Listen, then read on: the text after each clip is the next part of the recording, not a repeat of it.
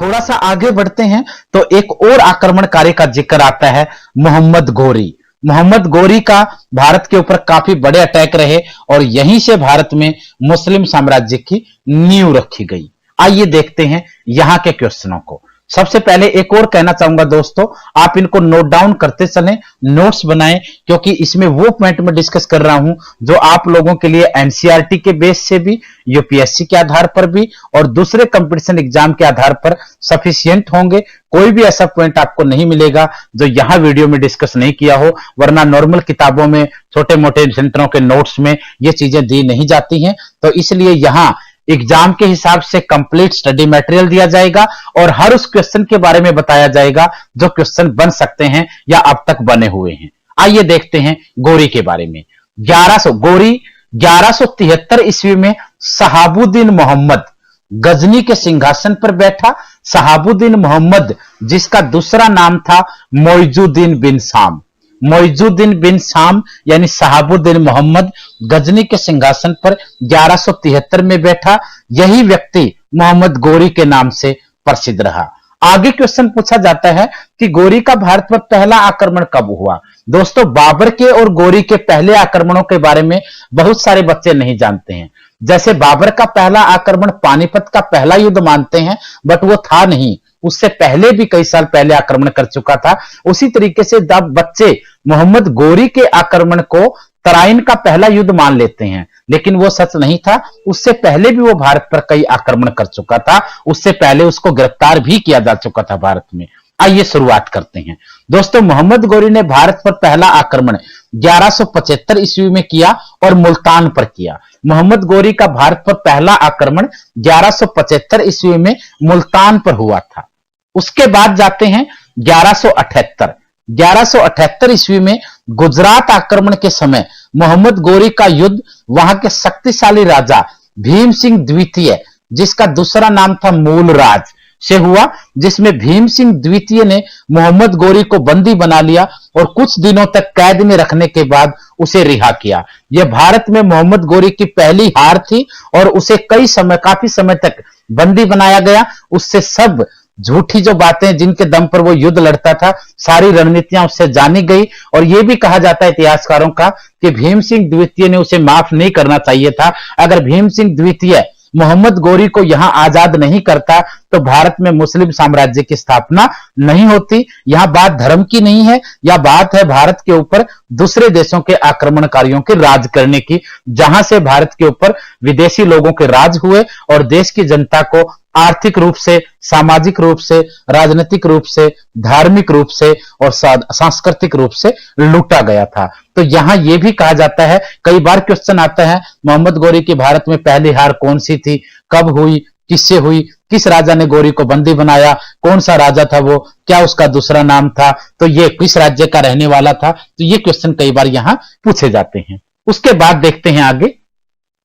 जिस समय मोहम्मद गोरी भारत के मुल्तान और दूसरे हिस्सों पर आक्रमण कर रहा था और उनको लूट रहा था, उन्हीं दिनों 14 साल का एक किशोर राजकुमार अजमेर की गद्दी पर बैठा, जिसका नाम पृथ्वीराज तृतीय था। पृथ्वीराज तृतीय ने बुंदेलखंड क्षेत्र पर आक्रमण कर महोबा की लड़ाई में चंदेल शासकों को हरा दिया था। इसी लड़ाई में महोबा की रक्षा करते हुए आल्हा और उद्दल नामक दो भाई वीरगति को प्राप्त हुए थे, जिनका भारतीय लोकगीत और लोक कथाओं में बहुत बार वर्णन मिलता है। आमतौर पर गांव से लेकर के सांस्कृतिक विरासत तक आल्हा उद्दल की कहानियां, उनके गीत और संगीत हर समय हमें लोक कथाओं में सुनने को मिलते हैं। मोहम्मद गोरी और पृथ्वीराज तृतीय के बीच संघर्ष की शुरुआत की वजह क्या थी। दोस्तों, दोनों के बीच संघर्ष क्यों हुआ? दोनों के बीच संघर्ष इसलिए हुआ क्योंकि मोहम्मद गोरी और पृथ्वीराज तृतीय दोनों ने ही भटिंडा, जो उस समय तबर हिंद कहा जाता था, उस भटिंडा के क्षेत्र पर दावा करना शुरू कर दिया। पृथ्वीराज तृतीय उसे अपना एरिया मानता था, तो मोहम्मद गोरी ने आक्रमणों से उस पर कब्जा करने का प्लान बनाना शुरू कर दिया और भटिंडा, जिसे तबर हिंद कहा जाता था, उसके ऊपर दोनों के अपने अपने दावे की वजह से दोनों में संघर्ष शुरू हुआ और यहीं पे तराइन के युद्धों की नींव रखी गई मानी जाती है। आइए आगे बढ़ते हैं। तराइन का पहला युद्ध ये क्वेश्चन दोस्तों नेशनल हिस्ट्री का बहुत इंपॉर्टेंट क्वेश्चन है, नेशनल जीएस में भी पूछा जाता है, और हरियाणा के जब एग्जाम होते हैं तो वहां की जीके का भी सबसे पहला क्वेश्चन माना जाता है। नेशनल और हरियाणा, दिल्ली जैसे राज्यों की स्टेट जीके का भी हिस्सा होता है। तो तराइन का पहला युद्ध 1191 में हुआ, मोहम्मद गोरी और पृथ्वीराज तृतीय के बीच। इसमें मोहम्मद गोरी की हार हुई और पृथ्वीराज की इसमें जीत हुई। मोहम्मद गोरी कहां से आक्रमण करने आया था? गजनी से। गजनी अफगानिस्तान में है, गोरी की राजधानी हुआ करती थी। मोहम्मद गोरी ने गजनी से भारत पर आक्रमण किया। तराइन, तराइन का दोस्तों दूसरा नाम तरावड़ी भी है। तराइन हो या तरावड़ी हो, यह हरियाणा के करनाल क्षेत्र को कहा जाता है। तराइन यानी तरावड़ी हरियाणा के करनाल का क्षेत्र है, जो नेशनल हाईवे 1 पर पड़ता है। जब दिल्ली से और आप अमृतसर और बाघा बॉर्डर की तरफ जाते हैं तो पहले सोनीपत, फिर पानीपत और फिर करनाल आता है, जहां से हरियाणा के मुख्यमंत्री मनोहर लाल खट्टर जी चुनकर आते हैं। तो दोस्तों तराइन का पहला युद्ध 1191 में हुआ, गोरी और पृथ्वीराज तृतीय के बीच हुआ। गोरी की हार हुई और पृथ्वीराज की जीत हुई। हार होने के बाद गोरी वापिस गजनी लौट गया और अपनी सेना की तैयारी में लग गया। पूरी तैयारी करके वो 1 साल बाद फिर आया, जिसे तराइन का दूसरा युद्ध कहा जाता है, सेकंड बैटल ऑफ तराइन या तरावड़ी कहा जाता है। 1 साल बाद उसने दोबारा अटैक किया। 1192 में तराइन के मैदान में ही दूसरा युद्ध हुआ, मोहम्मद गोरी और पृथ्वीराज तृतीय के बीच। इस बार गोरी की रणनीति काम आई, वो जीत गया और पृथ्वीराज तृतीय की हार हो गई। तो दोस्तों यहां पहले तो ये क्वेश्चन पूछ लेते थे कि तराइन का पहला युद्ध और दूसरा युद्ध कब हुए। अब ये नॉर्मल सी डेटें हैं, हर बच्चे को याद हो चुकी हैं, तो आजकल ये पूछ लेते हैं कि जीत किसकी हुई और हार किसकी हुई। यहां एक चीज याद रखना, अगर गोरी पहले युद्ध में जीत जाता तो दूसरा होना ही नहीं था, तो इसलिए पहले में वो हारा होगा, तभी वो वापस गया और उसने दूसरा युद्ध करने का प्लान बनाया। और जब गोरी दूसरे में भी हारता तो तीसरा भी होना तय था, तो इस क्योंकि आक्रमणकारी थे, इनका निशाना बन चुका था ये एरिया, तो पहले में वो हारा, इसलिए उसकी वो वापस गया, तो पहले में उसकी हार, और अगर उसकी हार है तो पृथ्वीराज की जीत होगी। और दूसरे में वो जीत गया, इस वजह से तीसरा नहीं हुआ, तो दूसरे में उसे जिताएंगे और पृथ्वीराज तृतीय की हार होगी। पृथ्वीराज तृतीय युद्ध के मैदान में जान बचाकर भाग निकला, लेकिन वो भाग नहीं पाया। तराइन के दूसरे युद्ध में पृथ्वीराज तृतीय बचकर भागा, लेकिन सरस्वती नदी के किनारे उसे बंदी बना लिया गया। यह क्वेश्चन कई बार पूछा जाता है कि पृथ्वीराज तृतीय को कौन सी नदी के किनारे से बंदी बनाया गया। ऑप्शन कई बार आता है सरस्वती, सतलुज, यमुना, झेलम, गंगा, कई सारे ऑप्शन आपके नॉर्थ इंडिया के आ सकते हैं। तो दोस्तों तराइन के दूसरे युद्ध में जब वो बच के भागा पृथ्वीराज तृतीय, तो सरस्वती नदी के किनारे उसे गिरफ्तार कर लिया गया। कुछ सालों तक उसे जेल में रखा गया और फिर अजमेर पर शासन करने दिया गया। लेकिन कुछ ही दिनों बाद पृथ्वीराज को षड्यंत्र रचने का आरोप लगाकर गोरी ने उसे मौत के घाट उतार दिया। दोस्तों एक चीज और कहना चाहूंगा, आमतौर पर जो टीवी सीरियलों में कई चीजें दिखाई जाती हैं वो मजे के लिए बड़ी अच्छी होती हैं, बट भारतीय इतिहास को उसमें कई बार तार तार किया जाता है। जैसे आपने पद्मिनी के अभी पद्मावती मूवी में देखा, उससे पहले भी कई फिल्मों में देख चुके हो, सीरियल वगैरह में देखते हो, कई सीरियल में दिखा दिया जाता है कि पृथ्वीराज तृतीय के एक बाण से गोरी की जान चली गई। तो दोस्तों ये देखने के लिए चीजें अच्छी हैं, लेकिन एग्जाम के पैटर्न से आप लोगों को समझना होगा। पृथ्वीराज तृतीय बहुत शक्तिशाली राजा था, लेकिन हार हार होती है और जीत जीत होती है। तो दोस्तों इन चीजों में ना आए, क्योंकि गोरी की मृत्यु ही 1206 में जाकर के दमयक में हुई थी, जब वो गजनी जा रहा था। तो यहां बाण वाली जो कहानी है वो घटनाएं हो सकती हैं, लेकिन आपको उनसे डगमगाना नहीं है। कई बच्चे सीरियल देख करके, छोटी मोटी फिल्में देख कर, धारावाहिक देख करके अपना एक आईक्यू बना लेते हैं और एग्जाम में उनके क्वेश्चन गलत होते चले जाते हैं। तो वो बच्चे इस वीडियो से दूर ही रहें जो आमतौर पर सीरियल देख करके अपने अपने क्वेश्चनों को मन चाहे ढंग से तोड़ मरोड़ लेते हैं। यहां क्वेश्चन पूछे जाते हैं कंपटीशन एग्जाम में तो एनसीईआरटी बेस पर पूछे जाते हैं। इंडिया के अंदर जितने भी किताबें और ग्रंथ हैं उनके आधार पर पूछे जाते हैं, तो उनके आधार पर ही हम यहां डिस्कस करते हैं और उन्हीं के आधार पर क्वेश्चन के पैमाने एग्जामिनेशन सेंटर में सही माने जाते हैं। तो वो बच्चे थोड़ा सा इसको ध्यान करके समझने की कोशिश करें। आगे बढ़ते हैं। मोहम्मद गोरी ने दिल्ली और अजमेर पर कब्जा किया और भारत में मुस्लिम साम्राज्य की नींव रखी। गौरी को ही भारत में मुस्लिम साम्राज्य का संस्थापक माना जाता है। दोस्तों एक चीज याद रखना, जब मुस्लिम साम्राज्य का संस्थापक पूछते हैं तो गौरी आएगा, लेकिन अगर वो पूछते हैं तुर्की साम्राज्य का संस्थापक, तब आपका आंसर आएगा कुतुबुद्दीन ऐबक। ये अलग आंसर रहेगा। कुतुबुद्दीन ऐबक गौरी का एक गुलाम था। तो दोनों चीजें अलग अलग याद रखना। मुस्लिम साम्राज्य का संस्थापक गौरी था, जिसने दिल्ली और अजमेर पर कब्जा किया और एक भारत में पहले मुस्लिम राज्य की नींव रखी। लेकिन तुर्की साम्राज्य का संस्थापक कुतुबुद्दीन ऐबक रहेगा, जो उसका गुलाम था। उसकी मृत्यु के बाद 1206 में गद्दी पर बैठा। आगे हम इसको डिस्कस भी करेंगे। उसके बाद आगे बढ़ते हैं। तराइन के युद्ध के बाद गौरी गजनी लौट गया। गौरी वहां से वापस गजनी लौट गया और अपना शासन अपने विश्वसनीय गुलाम कुतुबुद्दीन ऐबक को सौंप गया। तराइन के सेकंड युद्ध में जीतने के बाद वो वापस गजनी लौटा, क्योंकि गजनी भी उसकी मेन राजधानी थी, और अपना जो सबसे विश्वसनीय गुलाम था कुतुबुद्दीन ऐबक, उसको वो यहां का राज्य सौंप करके गया। लेकिन 1194 में गजनी फिर भारत लौटा।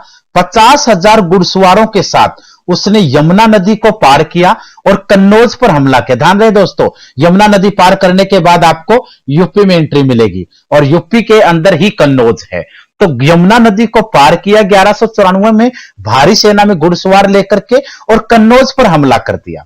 कन्नौज के राजा उस समय जयचंद हुआ करते थे।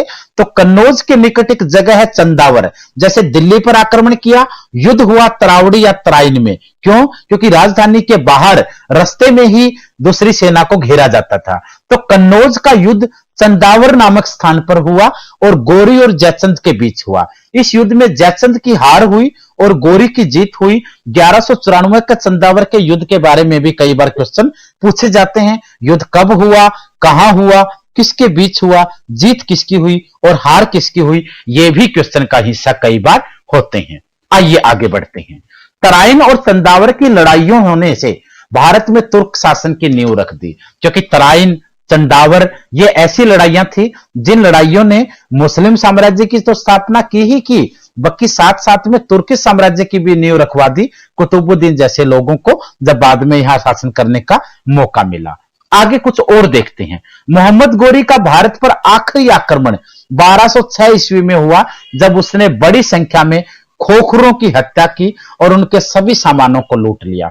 दोस्तों ध्यान रखना, गौरी जो 1173 में गद्दी पर बैठा था, उसका पहला आक्रमण पूछा जाता है 1175 आंसर आएगा। आखिरी आक्रमण पूछा जाता है तो 1206 आएगा। बीच में अगर बंदी बनने वाला पूछा जाता है तो 1178 आएगा। तराइन का पहला पूछा जाता है तो 1191 आएगा। दूसरा पूछा जाता है तो 1192 आएगा। और अगर चंदावर का पूछते हैं तो 1194 आएगा। यह चीज भी आपको सोचनी पड़ेगी। उसके बाद और आगे बढ़ते हैं। मोहम्मद गौरी का सेनापति था बख्तियार खिलजी। बख्तियार खिलजी ने नालंदा और विक्रमशिला, जो उस समय की बहुत बड़ी यूनिवर्सिटियां हुआ करती थी, बहुत बड़े विश्वविद्यालय हुआ करते थे, जहां पर विदेशों के लोग पढ़ने आते थे। हुएन सांग से लेकर के फायान जैसे लोग जहां पर 15-15 साल शिक्षा लेकर गए थे, उनको नष्ट कर दिया, जिनमें भारत का बहुमूल्य साहित्य उस समय मौजूद था। यह कहा जाता है कि बख्तियार खिलजी ने जब नालंदा विश्वविद्यालय को जलाया तो 6 महीनों तक तो किताबों में आग जलती रही थी। आप सोच सकते हैं कि भारतीय इतिहास को किस तरीके से डिस्ट्रॉय किया गया।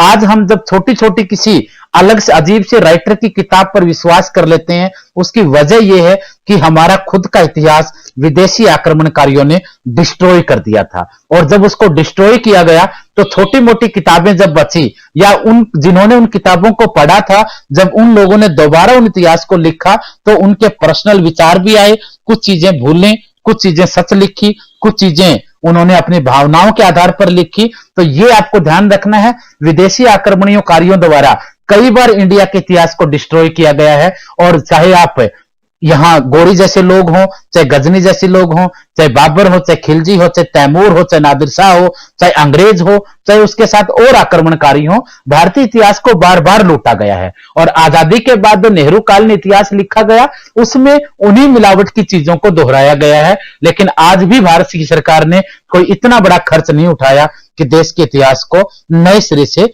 लिखा जाए। तो हम इसी के ऊपर आज तक जीवित हैं। आइए आगे बढ़ते हैं। कन्नौज विजय के बाद मोहम्मद गोरी ने नए सिक्के बनवाए थे, याद रखना।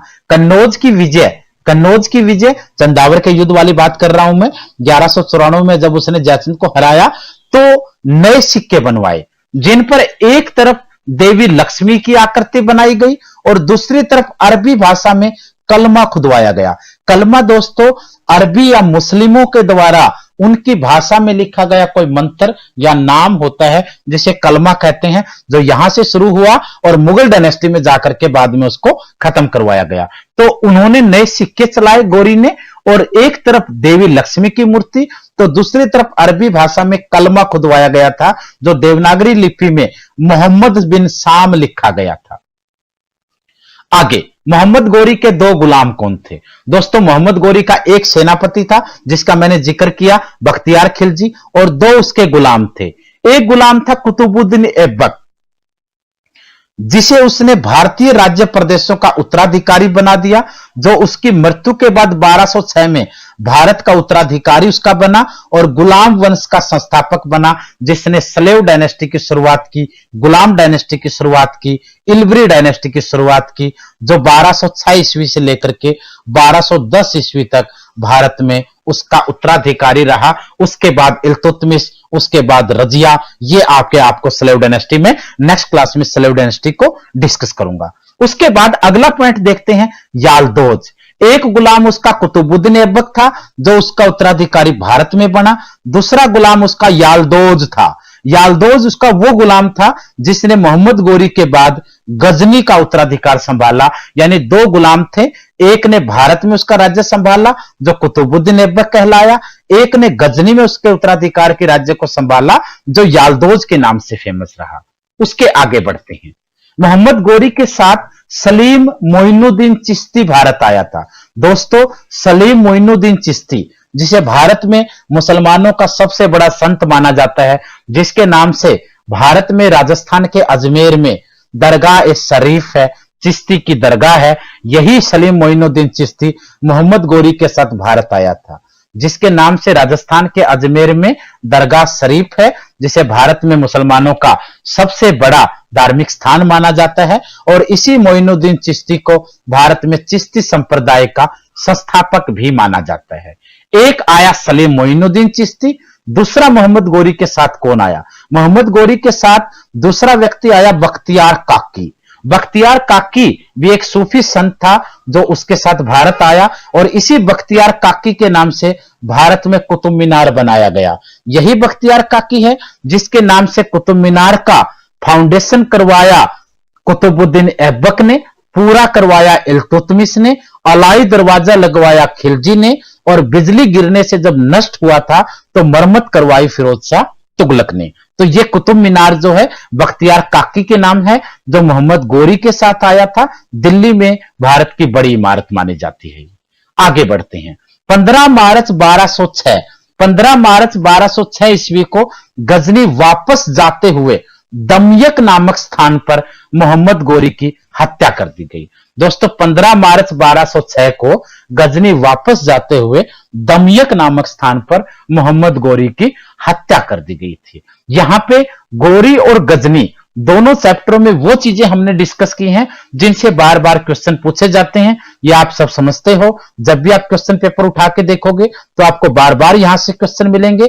जब भी आप कोई बुकलेट या कोई नोट्स या कुछ उठा के देखोगे आपको पूरा टॉपिक ये नजर आएगा। लेकिन बहुत सी चीजें हैं जो आमतौर पर सभी किताबों में नहीं मिलती हैं। ये एक ऐसा एनालिसिस किया गया है जिससे बाहर आपको इन दोनों टॉपिकों में एक भी पॉइंट नहीं आएगा। ये मेरा दावा है, ये मेरी गारंटी है आपसे, और ये मैं नहीं, बार बार के लास्ट ईयर्स के पेपर उठा के देख लीजिए, आने वाले पेपर आप देखिएगा, हर जगह आपको इससे बाहर क्वेश्चन नहीं मिलेंगे। और एक चीज और बता देना चाहता हूं दोस्तों, ये तो थैंक यू लेटर है ही आपके नाम आखिरी पेज पे, लेकिन एक चीज और बता देना चाहता हूं, अगली ही उसमें जैसे इसमें कहा गया है, thank you for watching our video, I hope you like it and clear many concept, so now please like, comment and share with friends. If you are now new on our channel, then please subscribe and stay with us for serious study for all competitive exams. Next class हमारी होगी दोस्तों सलेव dynasty को लेकर के इसी chapter में। मैं चाहता हूं कि चैप्टर वाइज चैप्टर आपको सब कुछ करवाया जाए। और एक चीज और है दोस्तों, मध्यकालीन इतिहास में जितनी भी डायनेस्टी रही हैं उनको हम ट्रिक वाइज भी देखेंगे। जैसे डायनेस्टी का कई बार काल पूछ लेते हैं कि कैसे कैसे हुआ, तो डायनेस्टी के लिए आप जैसे ट्रिक देखते हैं तो उसमें भी आपको इसी तरीके से सारे की सारी डायनेस्टी आपको नजर आएंगी। जैसे एक ट्रिक है, गुल खिले तो सांस लो मुगलो। ये भारतीय इतिहास की मिडिवल हिस्ट्री की डायनेस्टी हैं। गुल से गुलाम, खिल से खिलजी, तो से तुगलक, से सैयद, लो से लोधी, मुगलों से मुगल। इस तरीके से भारतीय इतिहास में मिडिवल हिस्ट्री में डायनेस्टी हैं। पहले गुलाम, फिर खिलजी, फिर तुगलक, फिर सैयद, फिर लोधी, फिर मुगल। इस तरीके से हम इनको पढ़ते चले जाएंगे। तो उम्मीद है आप सबको पसंद आया होगा। फिर भी कोई भी डाउट अगर आपको है तो आप मुझे कमेंट कर सकते हैं। और आपको वीडियो कैसी लगी, आपको कौन से डाउट क्लियर हुए और आपको इसमें सबसे अच्छा क्या लगा, उस लिए इसको बताने के लिए आप प्लीज